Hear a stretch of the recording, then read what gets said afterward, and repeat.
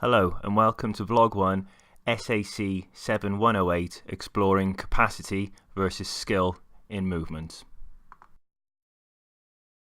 Skill being the athlete's ability to control their body accurately, efficiently and in a timely manner, while capacity being the athlete's ability to express a given quality such as maximal force, range of movement in joints and the amount of time able to perform a given task.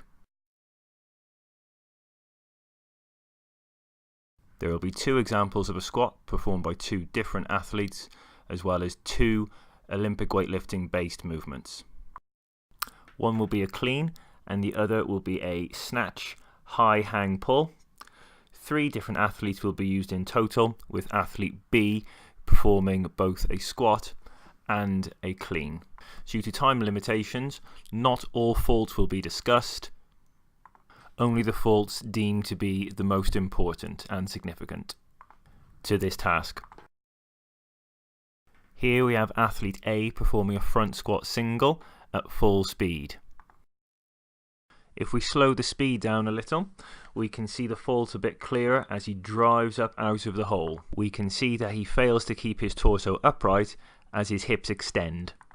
This timing issue clearly results in inefficient movement, which would be very easy to attribute to a skill issue on first glance, due to athlete A's apparent lack of ability to control his body whilst comfortably managing the load, though further examination is required to confirm this theory.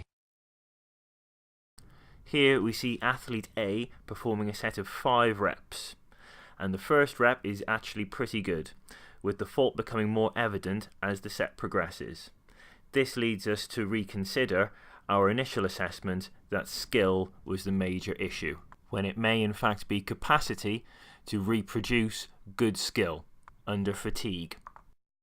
To see if we can increase athlete A's capacity, we now get him to perform the set with the same load with a weight belt. This is to afford him a stronger trunk contraction, creating more stability as he drives up out of the hole. And while this is successful to a degree, the same fault is apparent as the set progresses, though he does report the movement feeling easier. To further investigate athlete A's skill versus capacity fault, here we can see him warming up with submaximal loads.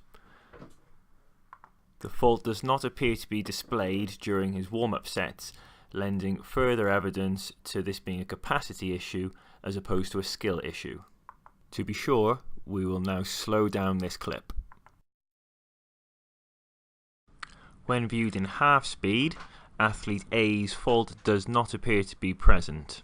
What initially seemed to be quite a straightforward skill fault now appears to be a capacity issue, as athlete A appears to be unable to replicate the skill that he has acquired whilst under working loads or for multiple repetitions.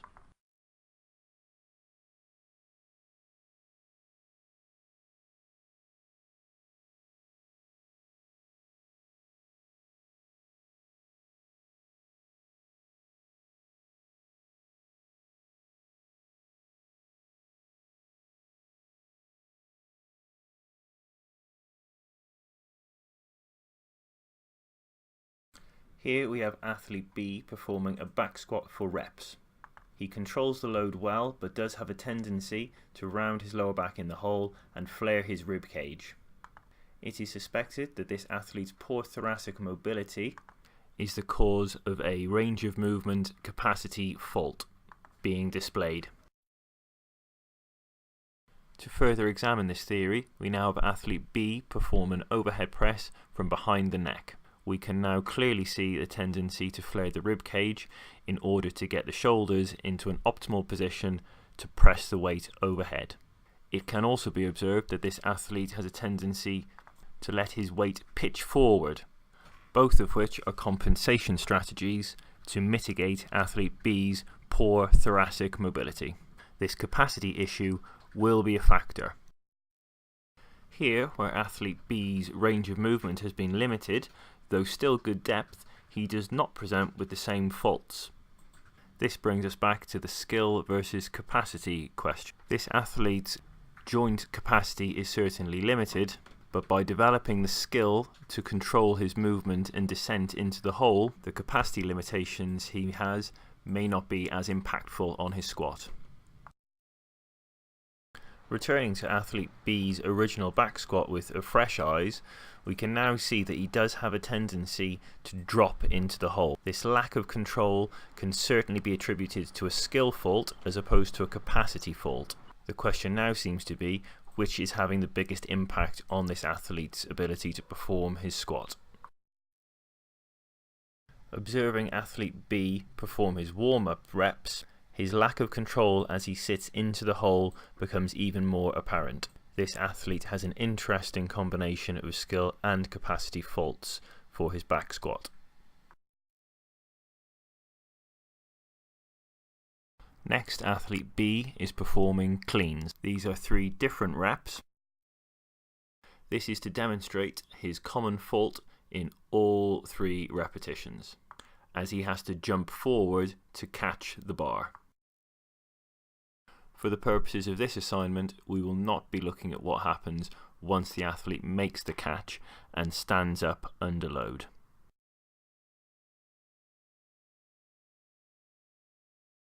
We will now slow down the first repetition to examine the possible causes for this fault. Athlete B does not control the bar path particularly well during the first or second pull. This results in the bar moving away from him. Now, in order to make the catch, athlete B must jump forward under the bar. This is a skill-based fault. Athlete B's hip extension and thoracic extension are also limited through this movement. This skill issue is displayed during athlete B's warm-up with light load. Capacity may become more of an issue later. Now we have athlete C performing a snatch high hang pull. In the next clip we will slow it down to identify the faults. We can see that skill is certainly a limiting factor for athlete C during this movement, as he is unable to achieve triple extension through any repetitions and also struggles to control the bar path, which causes him to often appear off balance. As a result, he is unable to express force to his full capacity, with joint restrictions also contributing to poor movement quality. Now we see athlete C performing a different working set of the same movement, and while he appears to be more comfortable with the movement, the same faults are still present, with inconsistent force production as a result. Observing this athlete perform a power clean, we can see the same lack of triple extension and a restriction through thoracic spine, indicating a common skill fault. This joint range capacity issue is displayed when athlete C performs a Pendlay row and utilizes thoracic flexion as opposed to extension. As with athlete B, I believe that athlete C also has skill and capacity issues that will need to be addressed, as both are causing significant technical issues. To recap, I think that athlete A had more of a capacity issue in his squat fault, and while athlete B had both a skill and a capacity fault in his squat movement, by controlling his descent, he is able to mitigate a lot of his capacity issues. Therefore, I think that skill is the main thing that athlete B should focus on for his squat faults. Again, during his clean, athlete B displayed both skill and capacity issues, but I do think that athlete B's skill is his major issue at the moment. With athlete C, again, skill and capacity seems to be an issue, and to my eye, possibly in equal measure. We can conclude from this that often it is not as simple as skill or capacity, or rather a combination of the two.